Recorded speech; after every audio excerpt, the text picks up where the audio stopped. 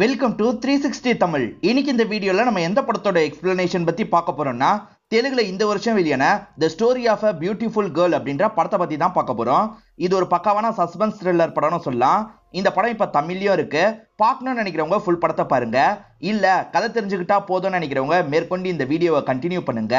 எக்ஸ்பிளனேஷனுக்குள்ள போறதுக்கு முன்னாடி இந்த வீடியோக்கு ஒரு லைக் போடுங்க. அது மூலியமா இந்த வீடியோ இன்னும் நிறைய பேர்கிட்ட கொண்டு போய் சேர்க்கப்படும். மேற்கொண்டு டைம் வேஸ்ட் பண்ணாம நம்ம நேரடியா படத்தோட ஃபுல் எக்ஸ்பிளனேஷனுக்குள்ள போயிடலாம். படத்தோட ஸ்டார்டிங் சீனே சைத்ரான்ற ஒரு பொண்ணை காட்டுறாங்க. இவங்க படத்துல முக்கியமான கேரக்டரா இருப்பாங்க. இப்ப நைட்டு நேரம் எங்கேயோ கிளம்புறதுக்காக ரெடி ஆயிட்டு இருக்காங்க. எங்க போக போறாங்கன்னு நமக்கு தெரியல.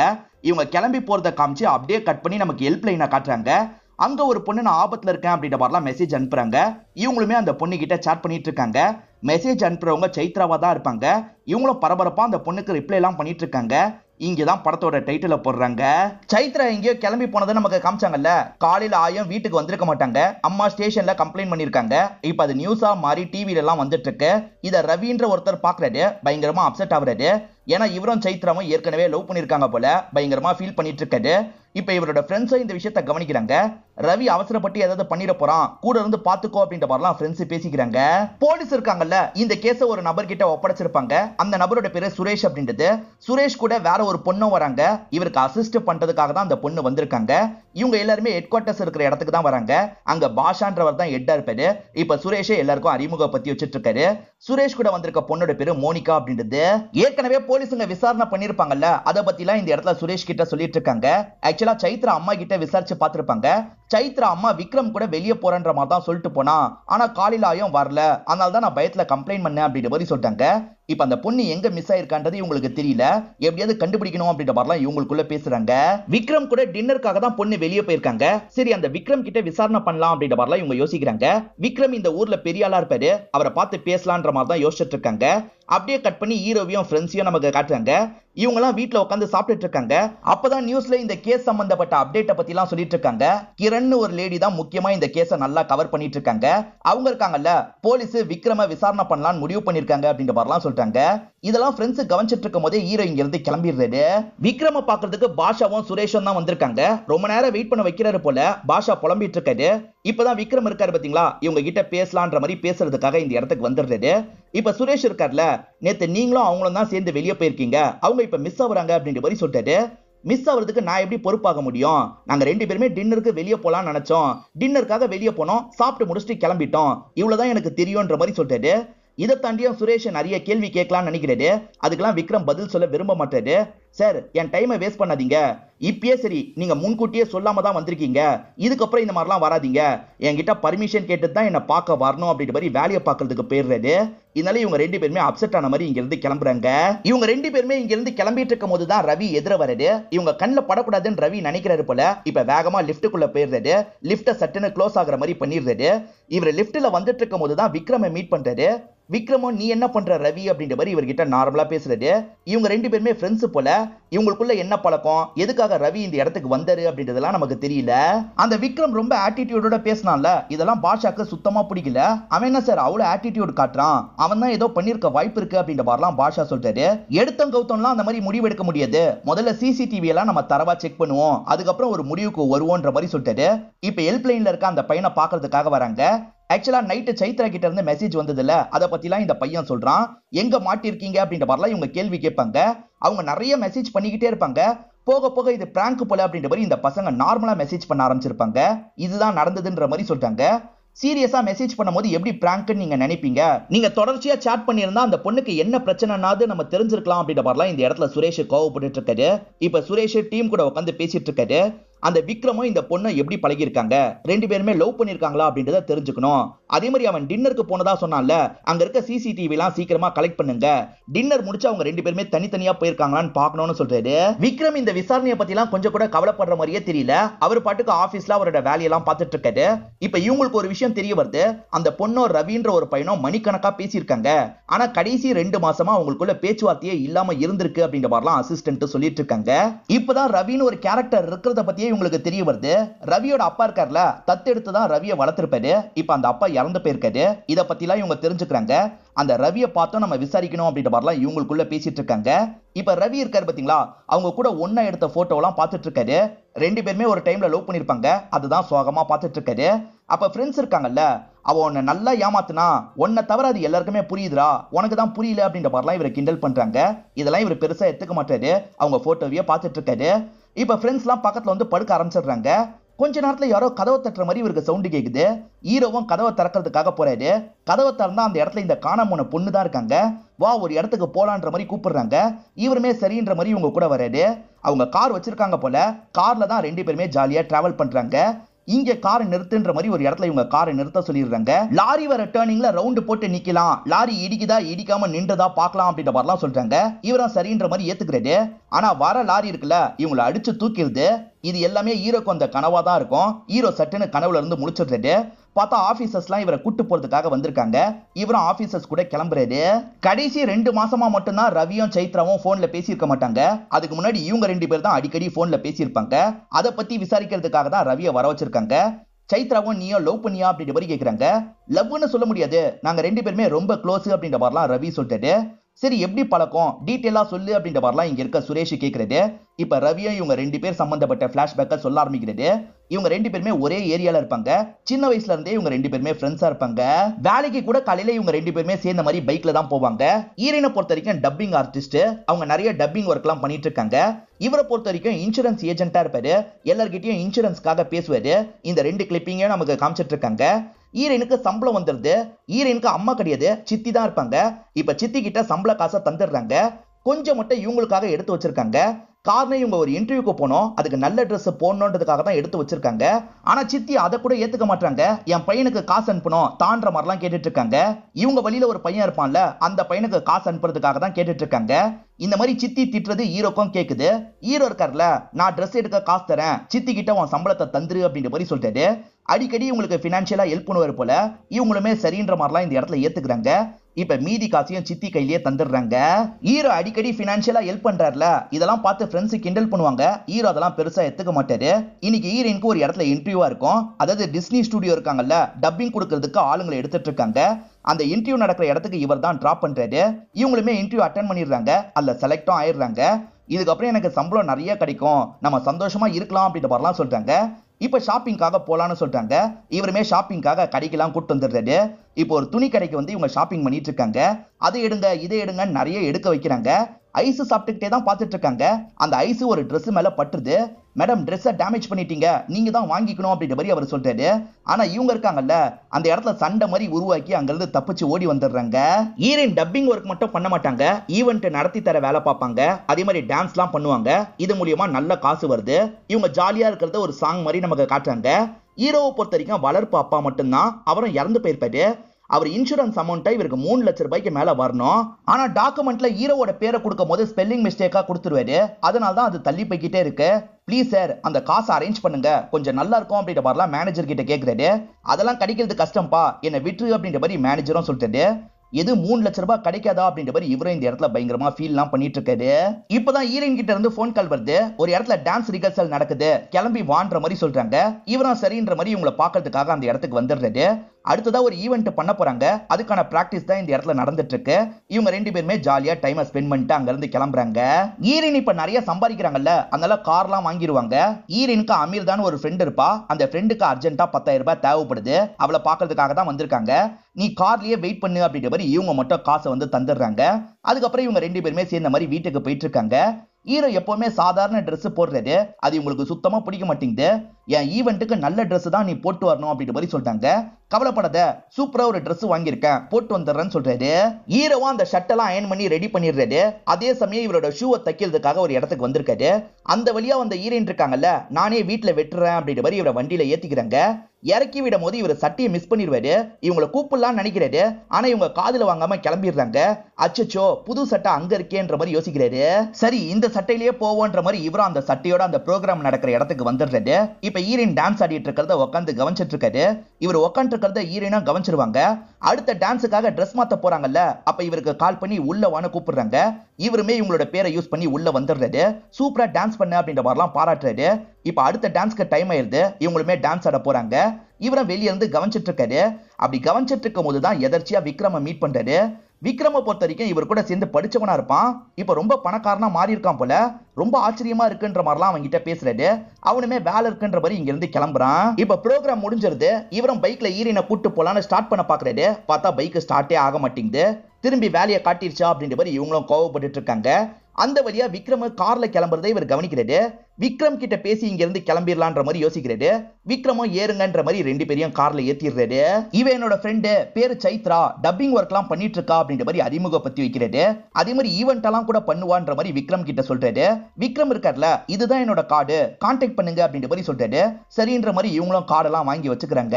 எல்லாரும் முன்னாடியே ஈவெண்ட்டுக்கு இந்த ட்ரெஸ்ஸா போட்டு வருவேன், புது ட்ரெஸ் தானே போட்டு வர சொன்னன்ற மாதிரிலாம் இவங்க கோவப்பட்டு இருக்காங்க. நான் புது ட்ரெஸ்லாம் ரெடி பண்ணேன், ஆனா நீ கார்லயே வச்சு கொண்டு போயிட்ட, எவ்வளவோ கூப்பிட்டேன், நீ கவனிக்காம போயிட்டேன்ற மாதிரி சொல்லிட்டாரு. அச்சச்சோ, நான் தான் தப்பு பண்ணிட்டேனா, சாரின்ற மாதிரிலாம் சொல்றாங்க. பரவாயில்ல இருக்கட்டும்ன்ற மாதிரி இவரும் சொல்றாரு. இத்தனை வருஷம் அண்டர்ஸ்டாண்டிங்கா இருந்தாங்க பாத்தீங்களா, இவங்களோட அண்டர்ஸ்டாண்டிங்லாம் கொஞ்சம் கொஞ்சமா உடைய ஆரம்பிச்சிருக்கும். இத பத்தி ரவியும் இந்த இடத்துல சொல்ல ஆரம்பிக்கிறாரு. எங்க போனாலும் சரி ரவியும் கூட கூட்டு போவாங்க. ஆனா இப்ப புதுசா வெளியூருக்கு போக போறாங்க. அந்த வெளியூருக்கு இவங்களுக்கும் அம்மாக்கும் மட்டும்தான் டிக்கெட் போட்டிருக்காங்க. நாங்க ரெண்டு பேருமே போக போறோம்ன்ற மாதிரி சொல்றாங்க. அதுக்கப்புறம் தான் இவருக்கு டிக்கெட் போடலன்னு தெரிய வருது. உனக்கும் போடுறேன்னு சொல்றதுக்காக வராங்க. இல்ல இல்ல, எல்லா இடத்துக்கும் நான் வர முடியுமா, நீயும் அம்மாவும் மட்டும் போயிட்டு வாங்கன்ற மாதிரி இவர் அனுப்பி வச்சிருப்பாரு. 2 வாரத்துல வர மாதிரி தான் பிளான் இருக்கும். ஆனா 3 வாரம் ஆயா அவங்க வர மாதிரியே தெரியல. அதுக்கப்புறம் தான் இந்த இடத்துக்கு வந்திருப்பாங்க. வந்தவங்க இவரை கான்டாக்ட் பண்ணி பேசவே மாட்டாங்க. இவர் பார்க்கலாம்னு நினைச்சாலும் அவாய்ட் பண்ணுவாங்க. இவருக்கு காரணம் சுத்தமா புரிஞ்சிருக்காது. விக்ரம் கூட க்ளோஸ் ஆனதுதான் இவர் அவாய்ட் பண்றதுக்கான காரணம்ன்றதை இவங்க புரிஞ்சுக்கிறாங்க. இப்பதான் ஆட்கள் இருக்காங்கல்ல, சிசிடிவில ஒரு விஷயம் கிடைச்சிருக்குன்னு சொல்றாங்க. இப்ப இவங்க ரெண்டு பேருமே செக் பண்றதுக்காக வந்துடுறாங்க. இப்ப சுரேஷுமே ஃபுட்டேஜ் எல்லாம் பார்க்க ஆரம்பிக்கிறாரு. ரெண்டு பேருமே சேர்ந்த மாதிரி ஒரு ஹோட்டலுக்குள்ள சாப்பிடுறதுக்காக போறாங்க. சாப்பிட்டு முடிச்சு ரெண்டு பேருமே வெளியே வந்துடுறாங்க. வெளியே வந்ததுக்கு அப்புறம் ரெண்டு பேரோட காரம் கிளம்புது. அப்ப ரெண்டு பேருமே தனித்தனியா வந்திருக்காங்க போல அப்படின்ற மாதிரி இவங்க யோசிக்கிறாங்க. ரெண்டு பேரோட காரையும் நம்ம ஃபாலோ பண்ணலாம் அப்படின்ற மாதிரி கேமரா மூலியமா இவங்க ஃபாலோ பண்றாங்க. ரெண்டு காரும் வேற வேற டைரக்ஷன்ல போகுது. விக்ரமோட காரு ஒரு பகுதியில ரொம்ப நேரம் நிக்குது. அதுக்கப்புறம் அவர் அங்க இருந்து கிளம்பிடுறாரு. இவ்வளவு நேரம் சைத்ராவோட காரு வேற ஒரு டைரக்ஷன்ல தானே போச்சு. ஆனா இப்ப விக்ரம் கொஞ்ச நேரத்துக்கு முன்னாடி போன இடத்துக்கு அந்த கார் வருது. அந்த இடத்துல சைத்ரா என்ன பண்றாங்க அப்படின்ற மாதிரிலாம் இவங்க யோசிச்சுட்டு இருக்காங்க. ஆனா சைத்ராவோட கார் இருக்குல்ல, கேமரா இல்லாத டைரக்ஷனுக்கு போயிருது. அதுக்கு மேல சைத்ராவை இவங்களால ட்ராக் பண்ண முடியல. ஒருவேளை விக்ரம் சைத்ராவை ஏதாவது சொல்லி வர வச்சிருக்கலாம். வர வச்சு அந்த இடத்துல ஏதாவது பண்ணிருக்க கூட வாய்ப்பு இருக்கு. சைத்ராவோட காரை நம்ம கடைசியா எங்க பார்த்தோமோ அதை சுத்தி இருக்கிற பகுதியை நல்லா தேடி பாருங்க, சைத்ராவோட பாடி கூட கிடைக்க வாய்ப்பு இருக்கு அப்படின்ற மாதிரிலாம் இவர் சொல்லிட்டாரு. ஆட்களும் சரின்ற மாதிரிலாம் ஏத்துக்கிறாங்க. சைத்ரா காணாம போன டைம் ரவி எங்க இருந்தாரு அப்படின்ற மாதிரி ரவி கிட்ட கேட்டிருப்பாங்க. ஒரு கிளைண்ட்டை மீட் பண்றதுக்காக போனன்ற மாதிரி ரவி சொல்லியிருப்பாரு. சரி நீ கிளம்புன்ற மாதிரி அனுப்பி வச்சிருப்பாங்க. இப்ப ரவி போயிட்டு இருக்கும் போது சில விஷயங்களை நமக்கு காட்டுறாங்க. இவங்க ரெண்டு பேருமே ஃப்ரெண்ட்ஸ் மட்டும் கிடையாது, லவ்வும் பண்ணிருப்பாங்க. ரெண்டு பேருமே ரொம்ப க்ளோஸாலாம் இருந்திருப்பாங்க. அந்த கிளிப்பிங்ஸ் எல்லாம் நமக்கு காட்டுறாங்க. இதெல்லாம் வீட்டுல படுத்துட்டு இருக்க ஹீரோ தான் சோகமா நினைச்சு பார்த்துட்டு இருக்காரு. இப்பதான் ஃப்ரெண்ட்ஸும் வெளியே போயிட்டு வீட்டுக்கு வராங்க. பால் வச்சிருக்கோம், பார்த்து இறக்கி வச்சிரு அப்படின்ற மாதிரி தான் ஃப்ரெண்ட்ஸ் சொல்லிட்டு போயிருப்பாங்க. ஆனா இப்ப பால் கருகி போயிருக்கு. இதனால எல்லாருமே ஹீரோ மேலதான் கோவப்பட்டு இருக்காங்க. எப்ப பாரு அவளை பத்தியே தான் யோசிச்சுட்டு இருக்கான், நம்மளுக்கு தான்டா தொல்லை வைக்கிறான், இவன் இதுக்கப்புறம் இந்த வீட்டுல இருக்க கூடாது அப்படின்ற மாதிரி ஒரு ஃப்ரெண்டு சொல்றாரு. இப்ப எல்லாருமே வீட்டை விட்டு போன்ற மாதிரி சொல்றாங்க. நான் சீக்கிரமா கிளம்பிடுறேன் அப்படின்ற மாதிரி ஹீரோவும் சொல்றாரு. இந்த இடத்துல ஹீரோ ஒரு விஷயத்தை யோசிச்சு பாக்குற மாதிரி நமக்கு காட்டுறாங்க. ஹீரோயினுக்கு கால் பண்ணி உங்ககிட்ட பேசணும் அப்படின்ற மாதிரி சொல்லிட்டாரு. நான் இப்ப படுத்திருக்கேன், அப்புறமா பேசலாம் அப்படின்ற மாதிரி அவங்க காலை கட் பண்ணிருப்பாங்க. ஆனா அவங்க ஒரு கஃபேல தான் இருக்காங்க. கஃபேல விக்ரம்க்கு பக்கத்துல உட்காந்து தான் பேசிட்டு இருக்காங்க. இதை தள்ளி இருந்து இவர் கவனிச்சுட்டு தான் இருக்காரு. என்ன இப்படி பொய் சொல்றா அப்படின்ற மாதிரி ஷாக் ஆகுறாரு.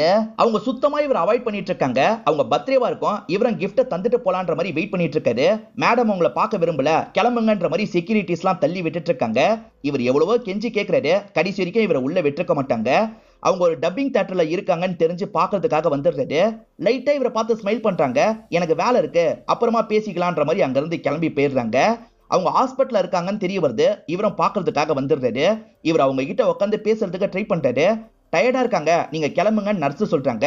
கொஞ்ச நேரம் மட்டும் பேசிக்கிறேன் அப்படின்ற மாதிரி இவரும் பேச ஆரம்பிக்கிறாரு. நீ சொன்ன மாதிரி நான் நிறைய மாறிட்டேன், இப்பெல்லாம் புது ட்ரெஸ் தான் போடுறேன், தயவு செஞ்சு என்கிட்ட பேசாம மட்டும் இருக்காத, நீ என்ன லவ் பண்ணலனா கூட பரவாயில்ல, உன் கூடயே இருக்கணும், நான் உன்னை பார்த்துக்கிட்டே இருக்கணும், உன்கிட்ட நான் டிரைவரா கூட ஜாயின் பண்ணிடுறேன் அப்படின்ற மாதிரிலாம் பேசுறாரு. ஆனா இவர் பேசிட்டு இருக்கிறத கேட்காம அவங்க தூங்கவே செஞ்சிடுறாங்க. இவருமே இந்த இடத்துல உடஞ்சு போய் கிளம்ப ஆரம்பிக்கிறாரு. இப்ப கதை பிரசன்ட்டுக்கு வந்துருது. காரை கடைசியா எங்க பார்த்தோமோ அந்த இடத்துல செக் பண்ணுங்கன்னு சொன்னாரு பாத்தீங்களா, அங்க இருக்க ஒரு பகுதியில சைத்ராவோட ரத்தம் எல்லாம் கிடைச்சிருக்கு. இப்ப அங்க டாக் ஸ்குவாட வர வச்சிடுறாங்க. அந்த டாக் மூலியமா தேட முடியுமான்ற மாதிரி தேடிட்டு இருக்காங்க. இத பத்தி நியூஸ் சேனல்ல எல்லாம் வந்துட்டு இருக்கு. ஆல்மோஸ்ட் விக்ரம் தான் கொண்டிருக்கான், கேஸ் முடிஞ்சிருச்சு அப்படின்ற மாதிரிலாம் இவங்க சந்தோஷப்படுறாங்க. ஏன்னா அந்த பகுதிக்கு விக்ரமோட கார் வந்துட்டு போயிருக்கோம், விக்ரமோட பிங்கர் பிரிண்ட்டும் அந்த இடத்துல கிடைச்சிருக்கும். அதை வச்சுதான் இந்த முடிவுக்கு வந்திருப்பாங்க. இப்ப பாஷா இருக்கார்ல, எல்லாமே முடிஞ்சு போயிருச்சு சார், கண்டிப்பா அந்த விக்ரம் தான் பண்ணிருக்கான் அப்படின்ற மாதிரிலாம் சொல்லிட்டாரு. ஆனா சுரேஷ் இந்த விஷயத்தை ஏத்துக்க மாட்டாரு. அவன் தான் பண்ணிருக்கான்னு 100% உறுதியா சொல்ல முடியாது, ரவி கூட பண்ணிருக்க வாய்ப்பு இருக்குன்ற மாதிரி சொல்றாரு. இப்ப ரவி அவரோட வேலையை பாக்குறதுக்காக கிளம்பிட்டு இருக்காரு. அப்ப திடீர்னு சில ஆட்கள் இவர் அமைக்கிறாங்க. இப்ப அடிச்சு ஒரு இடத்துக்கு கொண்டு வந்திருக்காங்க. பார்த்தா விக்ரம் தான் இப்படி கொண்டு வர சொல்லியிருக்காரு போல. நான் எதுக்காக உன்னை கொண்டு வர சொன்னது உனக்கு தெரியுமான்ற மாதிரி கேட்கிறாரு. எனக்கு தெரியும் விக்ரம், நீ கூடிய சீக்கிரத்துல சாக கூட வாய்ப்பு இருக்கு, அதனால இன்சூரன்ஸ் என்கிட்ட போடலாம்னு நினைச்சிருப்ப அப்படின்ற மாதிரி கிண்டலா சொல்லிட்டாரு. இதனால விக்ரமோட ஆட்கள் கோவப்பட்டு இன்னும் 4 சாத்து சாத்துறாங்க. அடிக்கடி சைத்ரா எங்கன்னு விக்ரம் கிட்ட இவர் கேட்டு தொல்லை பண்ணிருக்காரு போல, அதனால தான் விக்ரம் ஆளை வச்சு அடிச்சிருக்காரு. இதுக்கப்புறம் என்ன தொல்லை பண்ண தொலைச்சிருவேன் கிளம்புன்ற மாதிரி ஹீரோவை அனுப்பி விடுறாரு. பாஷா இருக்கார்ல, அவன் புள்ள பூச்சி சார், அவன்லாம் பண்ணிருக்க வாய்ப்பு இல்லைன்ற மாதிரி ரவிக்கு சப்போர்ட்டா பேசுறாரு.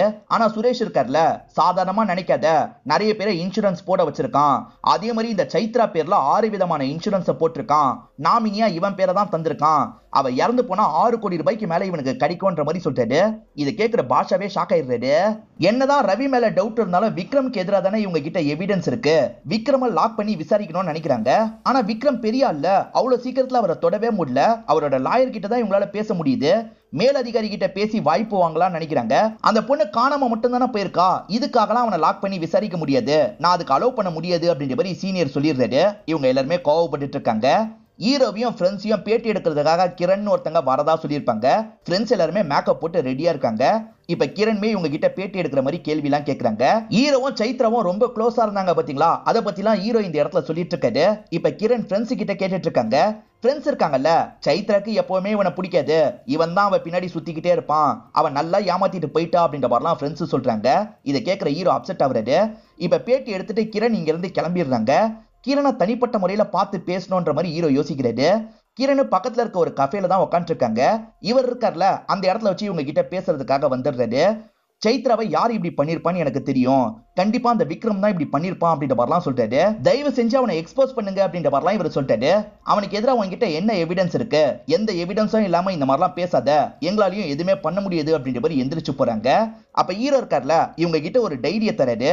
முதல்ல இந்த டைரியை படிங்க, இதை முடிச்சதுக்கு அப்புறம் நீங்களே என்கிட்ட பேசணும்னு நினைப்பீங்க, அப்போ உங்ககிட்ட பேசுறேன்ற மாதிரி சொல்றாரு. சரின்ற மாதிரி இவங்களும் டைரியை வாங்கிட்டு இங்க இருந்து கிளம்புறாங்க. இப்ப விக்ரம் கிரணுக்கு பேட்டி தந்துட்டு இருக்கான். அந்த பொண்ணு காணாம போனதுக்கும் எனக்கும் எந்த ஒரு சம்பந்தமும் கிடையாது அப்படின்ற மாதிரி தான் சொல்லிட்டு இருக்கான். இத சுரேஷும் டீமும் கவனிச்சிட்டு இருக்காங்க. சாருக்கு நம்ம கிட்ட பேச மட்டும் தான் டைம் இல்ல, மத்த எல்லாத்துக்கும் டைம் இருக்கு அப்படின்ற மாதிரிலாம் கோவப்பட்டு இருக்காங்க. சுரேஷுக்கு அசிஸ்டண்டா மோனிகான்ற ஒரு பொண்ணு வந்தாங்கல்ல, அவங்களுக்கு இதுதான் முதல் கேஸா இருக்கும். உங்க கூட இருக்கிறதுனால இந்த கேஸை சால்வ் பண்ணிடலாம்னு நினைச்சேன், ஆனா சால்வ் பண்றது கஷ்டம் போலியே, முதல் கேஸே நான் தோத்துருவானான்ற மாதிரி கேட்கறாங்க. கவலைப்படாத, கண்டிப்பா இந்த கேஸை நம்ம சால்வ் பண்ணுவோம் அப்படின்ற மாதிரி இவரும் சொல்றாரு. கிரணும் ஹீரோ கொடுத்த டைரியை படிச்சு பாக்குறாங்க. அந்த டைரியில என்ன இருக்குன்னு தெரியல, ஆனா ரொம்ப மும்மரமா இவங்க படிச்சிட்டு இருக்காங்க. டாக் ஸ்குவாட வச்சு ஆளுங்க தேடினாங்க பாத்தீங்களா, இப்ப அப்படி தேடிட்டு இருக்கும் போது ஒரு இடத்துல இவங்களுக்கு ஒரு பாடி கிடைக்குது. ஒரு பொண்ணோட பாடி தான் கிடைக்குது. இவங்களும் அந்த பாடி எல்லாம் வெளியே எடுத்துட்டு இருக்காங்க. இப்ப சுரேஷ் இருக்கார்ல, ஹீரோவை ஜீப்ல கூட்டு போயிட்டு இருக்காரு. ரெண்டு பேருமே ஜெனரலா பேசிக்கிட்டே தான் போயிட்டு இருக்காங்க. ஹீரோவும் இந்த சுரேஷோட ஃபேமிலியை பத்தி கேட்கிறாரு. என் ஒய்ஃப் பல வருஷத்துக்கு முன்னாடியே இறந்து போயிட்டா, எனக்கு பொண்ணு மட்டும் தான் இருக்கான்ற மாதிரி சொல்றாரு. உன் வளர்ப்பு அப்பாவோட இன்சூரன்ஸ் காசு வந்துருச்சா அப்படின்ற மாதிரி சுரேஷ் கேட்கிறாரு. இல்ல சார், என் பேரை மாத்தி எழுதிட்டாரு, அதனால காசு வரல அப்படின்ற மாதிரிலாம் இவர் சொல்லிட்டாரு. சரி, சைத்ரா பேர்ல கூட நீ 6-7 இன்சூரன்ஸ் போட்டிருக்கல, எதுக்காக 6-7 இன்சூரன்ஸ் போட்டு அப்படின்ற மாதிரிலாம் கேட்கிறாரு. சார், இன்சூரன்ஸோட டார்கெட்டை முடிக்க முடியலன்னா நான் சைத்ரா பேர்ல போட்டுருவேன், அதனால தான் 6-7 இன்சூரன்ஸை போட்டுட்டேன் சார், வேற எதுவும் இல்லைன்ற மாதிரிலாம் சமாளிக்கிற மாதிரி சொல்றாரு. சுரேஷ் இருக்கார்ல, ஹீரோவை கிரணை பாக்குறதுக்காக தான் கூட்டு வந்திருக்காரு. கிரண் இருக்காங்கல்ல, நான் சுரேஷ் சார் கிட்ட இந்த டைரியை பத்தி சொல்லிட்டேன், இந்த டைரியில இருக்கிற எல்லாமே உண்மையா அப்படின்ற மாதிரிலாம் கேட்டுட்டு இருக்காங்க. உண்மைதான் மேடம், இத பத்தி என்கிட்ட சைத்ரா தான் சொன்னா, சைத்ரா கிட்ட கடைசியா பேசுற வாய்ப்பு கிடைச்சது, கண்டிப்பா விக்ரமுக்கு தண்டனை வாங்கி தரணும் அப்படின்ற மாதிரிலாம் சொல்றாரு. சைத்ராவோ உனக்கு 3 வருஷமா தானே தெரியும்ன்ற மாதிரி இவங்க கேக்குறாங்க. இல்ல மேடம், ரொம்ப வருஷமா தெரியும்ன்ற மாதிரி இவர் சொல்ல ஆரம்பிக்கிறாரு. ஆக்சுவலா இந்த ஊர்ல இவர் அனாதையா இருப்பாரு. எல்லாருமே இவருக்கு சாப்பாடுலாம் போடுவாங்க. அது மூலியமா இவரோட வாழ்க்கையை நடத்திட்டு இருப்பாரு. ஒரு சார் தான் இவரை பார்த்து இறக்கப்பட்டிருப்பாரு. இவரை படிக்கலாம் வச்சிருப்பாரு. அந்த சாருமே ஒரு ஸ்டேஜ்ல இறந்து போயிருப்பாரு. சைத்ராவோட வாழ்க்கையிலயும் இந்த பிரச்சனைலாம் இருக்கும். ஆக்சுவலா அம்மா இறந்து போயிருப்பாங்க. அப்பா செகண்டா ஒரு மேரேஜ் பண்ணிருப்பாரு.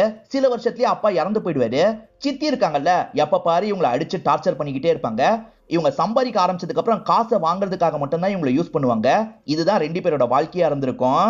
ஃப்ரெண்டு சொல்லி தான் சைத்ரா ஹாஸ்பிட்டல்ல இருக்கிறது இவருக்கு தெரிய வரும். இவரும் அதுக்காக தான் அங்க பேசுறதுக்காக வந்திருப்பாரு. இவரு நல்லா பேசிட்டு இருக்கும் போது அவங்க சட்டுன்னு தூங்கிட்டாங்கல்ல. அவங்க தூங்குனதுக்கு ஒரு காரணம் இருக்கு. ஏன்னா எதிர விக்ரம் நடந்து வரதை பார்த்திருப்பாங்க. விக்ரம பார்த்து தான் இவ பயப்படுறா போல அப்படின்ற மாதிரி இவரும் யோசிச்சிருப்பாரு. எதுவுமே பேசாம சைலண்டா இங்க இருந்து கிளம்பிடுறாரு. இவனை பத்தி நிறைய தெரிஞ்சுக்கணும் அப்படின்ற மாதிரிலாம் யோசிக்க ஆரம்பிச்சிருப்பாரு. ஏன்னா விக்ரம் சில வருஷத்துக்கு முன்னாடி சாதாரண ஆளா இருப்பான். எப்படி இவ்வளவு சீக்கிரத்துல வளர்ந்தான்ற மாதிரி தேடி போயிருப்பாரு. அப்பதான் அமுதான்ற ஒரு பொண்ணை பத்தி தெரிய வந்திருக்கும். அந்த பொண்ணோட டைரியை தான் கிரண் கிட்ட தந்திருப்பாரு. அந்த டைரியில இருந்த விஷயத்தை எக்ஸ்பிளைன் பண்றாரு. காலேஜ் படிக்கும் போது விக்ரமா அமுதான்ற ஒரு பொண்ணை லவ் பண்ணிருப்பான். அந்த பொண்ணு கிட்ட அடிக்கடி காசு கேட்பான். அந்த பொண்ணுமே ரெடி பண்ணி தந்துகிட்டே இருப்பாங்க. ஒரு ஸ்டேஜ்ல அவன் கேட்கிற காசு இவங்க கிட்ட இல்ல, என்கிட்ட சுத்தமா காசு இல்ல அப்படின்ற மாதிரி சொல்லிட்டாங்க. ஒன்னே ஒருத்தன் சுத்தி சுத்தி வருவான்ல, அவன் கிட்ட கால் பண்ணி 40,000 ரூபாய் வேணும்னு கேளு, கண்டிப்பா அவன் தருவான் அப்படின்ற மாதிரிலாம் விக்ரம் சொல்லியிருப்பாரு. சரின்ற மாதிரி இவங்களும் கேட்டு பார்க்கலான்ற மாதிரி கால் பண்ணி கேட்கறாங்க. கேட்ட உடனே அந்த நபர் தந்துடுறாரு. ஏன்னா இவங்க மேல ஒரு கிரஷ் இருக்குல்ல, அதனால தான் அந்த நபர் காசு தந்திருப்பாரு. இந்த மாதிரி நிறைய பேர்கிட்ட பேசி வாங்க சொல்றான். இதனால போக போக இவங்களோட கேரக்டரே ரொம்ப டேமேஜ் ஆயிருது. இதுக்கப்புறம் இந்த மாதிரி காசுலாம் வாங்க முடியாது, ஏற்கனவே வாங்கின காசத்தா நான் எல்லாருக்குமே செட்டில் பண்ணும் அப்படின்ற மாதிரிலாம் கேட்கறாங்க. எனக்கு தெரிஞ்ச ஒருத்தங்கிட்ட நியூடா நீ வீடியோ சேட் பண்ணும், அது மூலியமா 40 லட்சம் ரூபாய் கிடைக்கும்ன்ற மாதிரி இவன் சொல்றான். அதெல்லாம் நான் பண்ண மாட்டேன் அப்படின்ற மாதிரி சொல்றாங்க. அப்படி பண்ணலன்னு வச்சுக்கோ, நம்ம பிரைவேட்டா இருந்த விஷயத்தெல்லாம் லீக் பண்ணிடுவேன் அப்படின்ற மாதிரி மிரட்டுறான். இந்த அமுதாக்கு என்ன பண்றதுன்னு தெரியல. சரி பண்ணுவோன்ற மாதிரி அந்த விஷயத்தையும் பண்றாங்க. இந்த மாதிரி படிப்படியா இவங்களை பயங்கரமா டார்ச்சர் பண்ணி காசெல்லாம் கறந்துருப்பான். ஈரன் கிட்ட ஒரு பொண்ணு 10,000 ரூபாய் வாங்கினாங்கல்ல, அது இந்த பொண்ணா தான் இருப்பாங்க. இவன் டார்ச்சர் தாங்க முடியாம டைரியில எழுதி வச்சு இறந்து போயிருப்பாங்க. அந்த டைரி தான் இவருக்கு கிடைச்சிருக்கும். அவனை ஏதாவது பண்ணணும் அப்படின்ற மாதிரிலாம் ஹீரோ இந்த இடத்துல சொல்லிட்டு இருக்காரு. இந்த மாதிரி பேசிட்டு இருக்கும் போதுதான் சுரேஷ்க்கு போன் கால் வருது. பாடி கிடைச்சிருக்குன்ற மாதிரி சொல்றாங்க. இவரும் சைத்ராவோட பாடி கிடைச்சிருக்குன்ற மாதிரி சொல்றாரு. இதை கேட்கிற ஹீரோ ஷாக் ஆயிடுறாரு. இப்ப பாடியை இந்த இடத்துக்கு கொண்டு வராங்க. பாடி வந்துட்டு இருக்கிறத பாக்குற ஹீரோக்கு தலைலாம் சுத்த ஆரம்பிக்குது. இப்ப மயக்கம் போட்டு இந்த இடத்துல விழ ஆரம்பிக்கிறாரு. சுத்தி இருக்க எல்லாருமே பக்கத்துல வந்து என்னாச்சு ஏதாச்சு அப்படின்ற மாதிரிலாம் பார்த்துட்டு இருக்காங்க. இவருக்கு தண்ணி எல்லாம் தந்து நார்மல் ஆக்கிட்டு இருக்காங்க. இவர் இருக்கார்ல, சார் நான் உங்ககிட்ட தனியா பேசணும் அப்படின்ற மாதிரி சொல்றாரு. 2 பேருமே தனியா இருக்க ஒரு ரூம் வந்துடுறாங்க. சார் சுத்தி இருக்க கேமரா அதே மாதிரி மைக் எல்லாத்தையும் கட் பண்ணுங்க அப்படின்ற மாதிரி சொல்றாரு. சரின்ற மாதிரி இந்த சுரேஷ் இருக்கார்ல, எல்லாத்தையும் கட் பண்ணுங்க அப்படின்ற மாதிரி சொல்றாரு. எல்லாத்தையும் கட் பண்ணதுக்கு அப்புறம் தான் ஹீரோவோ இந்த இடத்துல சொல்ல ஆரம்பிக்கிறாரு. 2 மாசமா ஹீரோயின் பேசாம இருந்தாங்கல்ல, இதை நினைச்சு இவர் ரொம்ப ஃபீலிங்கா வீட்டுல இருக்காரு. அப்பதான் யாரோ கதவை தட்டுறாங்க.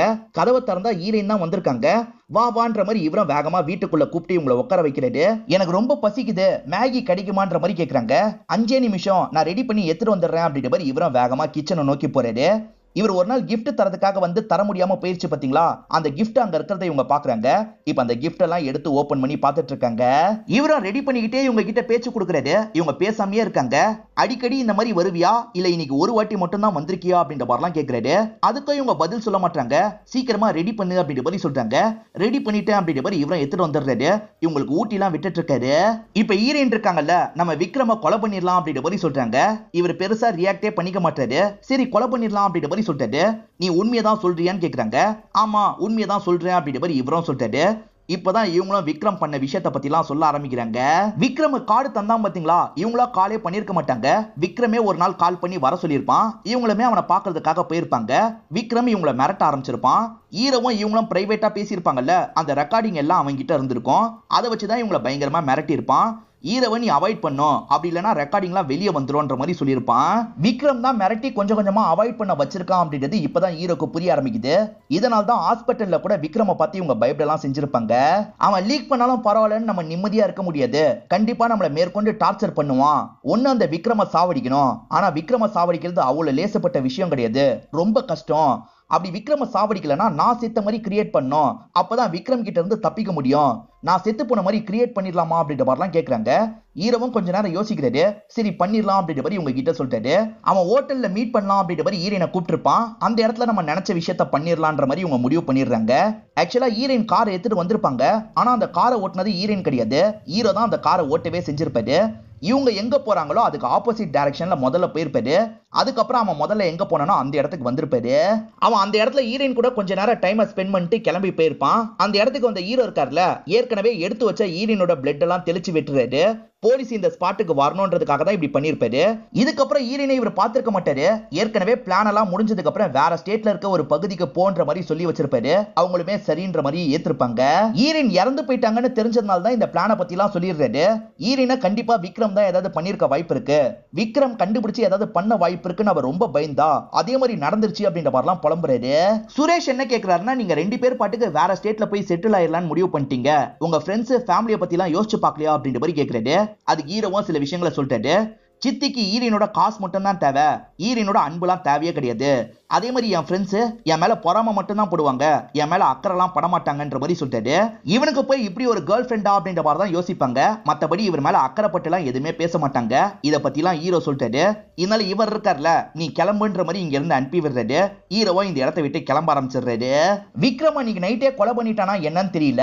இப்ப இவங்க இருக்காங்கல்ல, விக்ரமோட பேக்ரவுண்ட நல்லா அலசணும், அவன் தப்பு பண்ணிட்டு இருக்கிறத கண்டுபிடிக்கணும்னு நினைக்கிறாங்க. இப்போ ஒவ்வொரு சைடா இவங்க பிரிஞ்சு வேலை பாக்குறாங்க. விக்ரம் ஆபீஸ்ல வேலை பார்க்குற நிறைய பேரை இவங்க பிடிச்சிடுறாங்க. இப்ப மீடியா எல்லாரையும் வர வச்சு இவங்க பேச ஆரம்பிக்கிறாங்க. விக்ரம பொறுத்த வரைக்கும் பெரிய லெவல்ல கிரைம் பண்ணிட்டு இருக்கான் அப்படின்ற மாதிரி சுரேஷும் சொல்றாரு. விக்ரம் சின்ன லெவல்ல பிளாக்மெயில் பண்ணாம பாத்தீங்களா, அததான் இப்ப பெரிய லெவல்ல பண்ணிட்டு இருக்கான் அப்படின்ற மாதிரி சொல்றாரு. நம்மள நிறைய வீக்கான ஆளுங்க இருப்பாங்க, அவங்கள தான் அவன் டார்கெட் பண்றான், அவங்க மூலியமா நிறைய காசு சம்பாதிக்கிறான். விக்ரம் கிட்ட நிறைய பேர் வேலை பாக்குறாங்கல்ல, சோசியல் மீடியால நிறைய ஆட்களை இறக்கி தான் இந்த விஷயத்த பண்ணிட்டு இருக்கான். ஒரு பொண்ணை நல்லா மிரட்டுறான், அந்த பொண்ணு மூலியமா நிறைய காசு சம்பாதிக்கிறான். இந்த மாதிரி தான் இவன் காசெல்லாம் சேர்த்துட்டு இருக்கான். எங்க கிட்ட நிறைய ஆதாரம் இருக்கு அப்படின்ற மாதிரி ஒவ்வொரு ஆதாரமா சொல்லிட்டு இருக்காரு. அதே மாதிரி கிரண் இருக்காங்கல்ல, ஒரு சைடு அவனை எக்ஸ்போஸ் பண்ற வேலையெல்லாம் பார்த்துட்டு இருக்காங்க. இதே மாதிரி தான் சைத்ராவையும் இவன் டார்ச்சர் பண்ணிருக்கான். ஒரு ஸ்டேஜ்ல சைத்ரா சொன்னதை பண்ண மாட்டேன்னு சொல்லியிருக்கலாம், அதனால சைத்ராவோட கதையை முடிச்சிருக்கான் அப்படின்ற மாதிரிலாம் சொல்லிட்டு இருக்காரு. மீடியா ஆட்கள் ஃபுட்டேஜா ஏதாவது ப்ரூஃப் இருக்கான்னு கேக்குறாங்க. இதை கேட்டு சுரேஷ் பயங்கரமா டென்ஷன் ஆயிடுறாரு. சுரேஷை பொறுத்த வரைக்கும் ஒரு பொண்ணு இருப்பாங்க, அவங்களுமே விக்ரமோட ஆளுங்களால் தான் பாதிக்கப்பட்டிருப்பாங்க. அப்ப அவருக்கு அதெல்லாம் தெரியாது. பொண்ணை பயங்கரமா டார்ச்சர் பண்ணிருப்பான். பொண்ணு தைரியமா ஃபேஸ் பண்ணலாம் நினைச்சிருப்பாங்க. ஆனா அவங்க ட்ரெஸ் சேஞ்ச் பண்ற வீடியோவை லீக் பண்ணி விட்டுருப்பான். அதனால தான் அவங்க சூசைட் பண்ணி இறந்திருப்பாங்க. பொண்ணு இருக்காங்கன்னு மட்டும் தான் இவர் சொல்லியிருப்பாரு, இறந்து போயிட்டாங்கன்ற மாதிரி சொல்லியிருக்க மாட்டாரு. இந்த மாதிரி சென்சிட்டிவான விஷயத்துல கூட ஆதாரத்துக்காக வீடியோவை கேட்கறாங்கல்ல, இதனால தான் சுரேஷ் கோவமா பேசிட்டு இருக்காரு. இப்ப மீடியா ஆட்களும் தப்ப புரிஞ்சுக்கிட்டு அமைதியா இருக்காங்க. சோ விக்ரம பத்தி இவர் எக்ஸ்போஸ் பண்ணிடுறாரு. இவரை எந்த கேஸ்க்காக கூப்பிட்டாங்களோ அந்த கேஸோட வேலை முடிஞ்சிருச்சுல, அதனால இவருமே கிளம்புறதுக்கு தயாரா வராரு. பாஷான்னு ஒருத்தர் இவர் கூட வேலை பார்த்தார்ல, அவர் தான் இவரை டிராப் பண்றதுக்காக கூட்டு போயிட்டு இருக்காரு. இப்ப போயிட்டு இருக்கும் போது தான் பாஷா கிட்ட ஒரு ஷாக்கிங்கான விஷயத்த சொல்றாரு. அதாவது இறந்து போனது ஹீரோயின் இல்லன்ற மாதிரி சொல்றாரு. அப்படியே கட் பண்ணி நம்ம ஹீரோவை காட்டுறாங்க. ஹீரோ கிட்டயும் இந்த விஷயத்த சொல்லி தான் அனுப்பி வச்சிருப்பாரு. இருக்க சொன்ன இடத்துல ஹீரோயினை பார்க்க வரலான்னு அவர் பார்க்க வராரு. பார்த்தா முதுகுல ஹீரோயின் கைய வைக்கிறாங்க. ஹீரோயின் உயிரோட தான் இருக்காங்கன்னு தெரிஞ்சன இவரும் பயங்கரமா சந்தோஷப்படுறாரு. ஸ்டார்டிங்ல இருந்தே ஹீரோ விக்ரம மாட்ட வைக்கிறதுக்கு ட்ரை பண்ணிருப்பாரு. அந்த விஷயம் சுரேஷ்க்கு புரிஞ்சிருக்கும். விக்ரம மாட்ட வைக்க ட்ரை பண்றான், எதனால மாட்ட வைக்க ட்ரை பண்றான், பின்னாடி ஏதாவது காரணம் இருக்க வாய்ப்பு இருக்குன்னு யோசிச்சிருப்பாரு. ஹீரோயின் உயிரோட இருக்க வாய்ப்பு இருக்குன்னு அப்பதான் தெரிஞ்சிருக்கும். இந்த மாதிரி சமயத்துல தான் ஆட்களுக்கு ஒரு பாடி கிடைச்சிருக்கும். அது ஹீரோயின் பாடி எல்லாம் கிடையாது. ஆனா இவர் இருக்கார்ல, ஹீரோயின் பாடின்னு ஹீரோவை நம்ப வைக்கணும் அப்படின்ற மாதிரி சில பிளான் எல்லாம் பண்ணிருப்பாரு. ஹீரோயின் தான் இறந்து போயிட்டாங்கன்னு தெரிஞ்சவனதான் ஹீரோ பயங்கரமா ஷாக் ஆயிருப்பாரு. இதனால தான் ஹீரோ எல்லா விஷயத்தையும் சொல்லியிருப்பாரு. இப்ப இவர் பாஷா கிட்ட சொல்லிடுறாரு, சார் மீடியா கிட்ட ஹீரோயின் இறந்து போயிட்டதா நான் சொல்லிட்டேனே, இப்ப என்ன பண்றதுன்னு கேக்குறாரு. இதுக்கப்புறம் நீங்க எதுவும் பண்ண தேவையில்ல, அவங்க வேற ஸ்டேட்ல நிம்மதியா இருக்கட்டும், நம்ம வேலையை பார்ப்போம்னு சொல்றாரு. ரொம்ப நாள் கழிச்சு பாக்குறாங்கல்ல, அதனால சந்தோஷமா கட்டிலாம் புடிச்சிட்டு இருக்காங்க.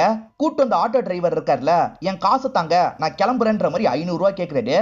எது அங்க இருந்து இங்க வர 500 ரூபாயா, 300 ரூபாய் தான் தருவன்ற மாதிரி ஹீரோயின் சண்டை போடுறாங்க. ஹீரோயின் எப்பவுமே பேரம் பேசுறதுக்காக சண்டை போடுவாங்க, அந்த மாதிரி தான் சண்டை போடுறாங்க. ஹீரோயின் கூட்டிட்டு போய் ஒரு கேம் விளையாண்ட மாதிரி ஹீரோக்கு கனவு வந்தது பாத்தீங்களா, அந்த விஷயத்தை இவங்க நிஜத்தையும் பண்ணி பாக்குறாங்க. ஒரு சர்க்கிள் வரைஞ்சிடுறாங்க, 2 பேருமே அந்த சர்க்கிள்குள்ள நிக்கிறாங்க. லாரி வந்து இவங்களை இடிக்காம நிக்கிதான் பாக்குறதுக்காக தான் இப்படி நின்னுட்டு இருக்காங்க. கனவுல லாரி இடிச்ச மாதிரி காமிச்சிருப்பாங்க, ஆனா நிஜத்துல லாரி இடிக்கலாம் செஞ்சிருக்காது. லாரி டிரைவர் வண்டியை நிறுத்தி இவங்களை பார்த்து திட்டிட்டு இருக்காரு. இதோடைய படத்தை முடிச்சிடுறாங்க. இந்த படம் உங்க எல்லாருக்குமே பிடிச்சிருக்கும் நம்புறேன். இந்த வீடியோ உங்களுக்கு பிடிச்சிருந்ததுன்னா லைக் பண்ணுங்க, கமெண்ட் பண்ணுங்க, மறக்காம 360 தமிழ் சேனலை சப்ஸ்கிரைப் பண்ணுங்க. தொடர்ச்சியா இந்த மாதிரி வீடியோக்கள் வந்துகிட்டே தான் இருக்கும்.